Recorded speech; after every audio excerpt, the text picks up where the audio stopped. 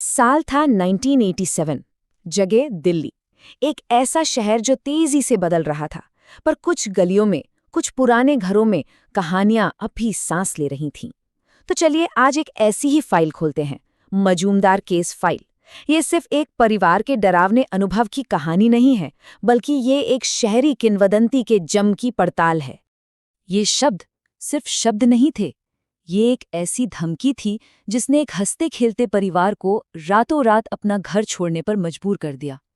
लेकिन ये धमकी इस कहानी का अंत थी, शुरुआत नहीं। तो सवाल ये है कि यहाँ तक नौबत पहुंची कैसे?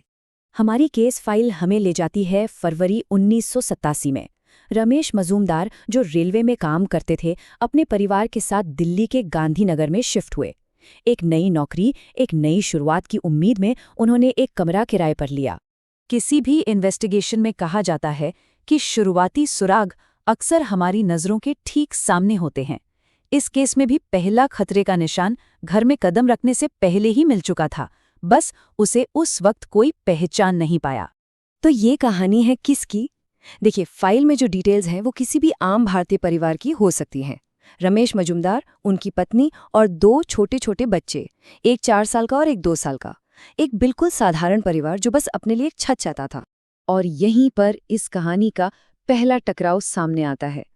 एक तरफ था रमेश का प्रैक्टिकल दिमाग, किराया कम है और मदद के लिए बहन भी पास ही रहती है। और दूसरी तरफ थी उनकी बहन की एक दबी हुई सी चेतावनी। उस कमरे के बारे में बहुत कुछ सुना है। उस दिन प्रैक्टिकल दिमाग जीत गया। तो सबसे पहली चीज जो रिपोर्ट हुई वो कोई आवाज या कोई परछाई नहीं थी, वो थी एक फीलिंग। श्रीमती मजूमदार ने बताया कि घर में घुसते ही उन्हें एक अजीब सी बेचैनी होने लगी, जैसे जैसे वहां उनकी मौजूदगी किसी को पसंद नहीं आ रही हो। चलिए अब केस के उस हिस्से में चलते हैं जहां ये अजीब सी बेचैनी असल घटनाओं में बदलने लगी। और यकीन मानिए, चीजें बहुत तेजी से बिगड़ी। इस टाइमलाइन को जरा ध्यान से देखिए। इसमें एक बहुत ही साफ पैटर्न है। मामला एक हल्की सी परछाई से शुरू हुआ और सिर्फ 8 दिन के अंदर एक बच्चे पर सीधे सीधे फिजिकल हमले तक पहुंच गया। ये एस्केलेशन बहुत ही खतरनाक था। ये उस रात 4 साल के सार्थक के शब्द थे। वो नींद से जाग के रोते हुए अपनी माँ से ये कह रहा था। और ठीक इसी के बाद उसकी माँ को अपने कान में वो आवाज सुनाई दी जिसने सब कुछ बदल दिया। ये सिर्फ एक खोखली धमकी नहीं थी। फाइल के मुताबिक जैसे ही वो अपने बेटे को लेकर कमरे से बाहर भागी, किसी ने उन्हें पीछे से जोर का धक्का दिया। दोनों माँ बेटा सीढ़ियों से नीचे जा गिरे। अब ये मामला जानलेवा हो रहा था।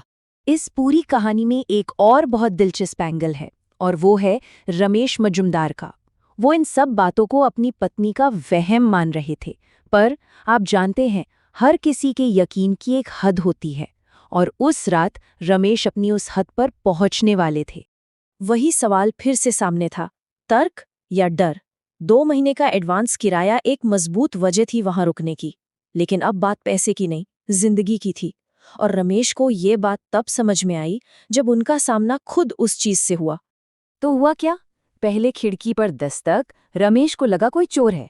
उन्होंने डंडा उठाया, लेकिन जब उन्होंने पर्दा हटाया तो सामने जो था उसने उनके सारे तर्कों, सारे लॉजिक को एक झटके में तोड़ दिया। एक लड़की, हवा में तैरती हुई, और मुंह से वही शब्द निकल रहे थे, मैं सबको मार डालूंगी। अगली सुबह मजूमदार परिवार ने वो घर छोड़ दिया, हमेशा के लिए। उनका डरावना अनुभव तो खत्म हो गया था, लेकिन अब बारी थी ये जानने की कि आखिर ये सब हुआ क्यों।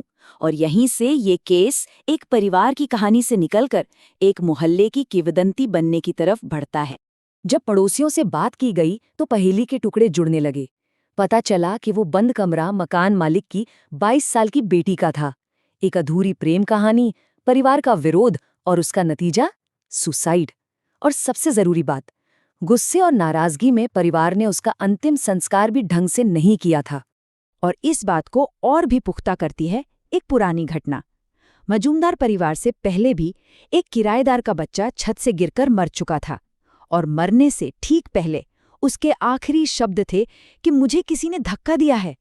ये बात सार्थक के साथ जो हुआ उससे सीधे सीधे जुड़ती थी। हिंसा का पैटर्न साफ था। तो अब हम इस केस के फैक्ट से थोड़ा आगे बढ़ते हैं और इसके सोशल इम्पैक्ट को देखते हैं।